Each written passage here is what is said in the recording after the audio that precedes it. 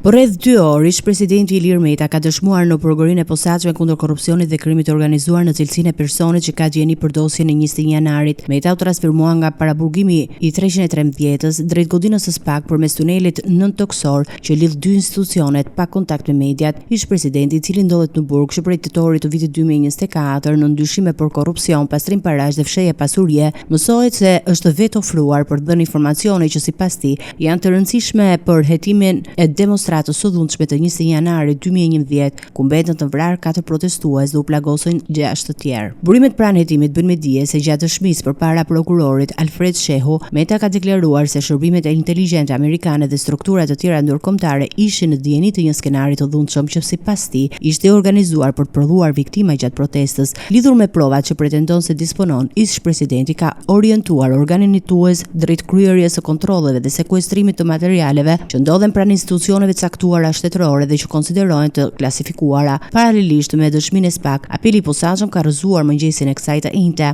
ankimimin e Ilir Metës, i cili kërkonte shfuqizimin e 2 vendimeve të gjykatës së posaçme kundër korrupsionit dhe krimit të organizuar për pezullimin e afateve të paraburgimit. Me këtë vendim, apeli la në fuqi qëndrimin e GJKK-s, duke mbajtur të pandryshuar masën e sigurisë ndaj ish-presidentit.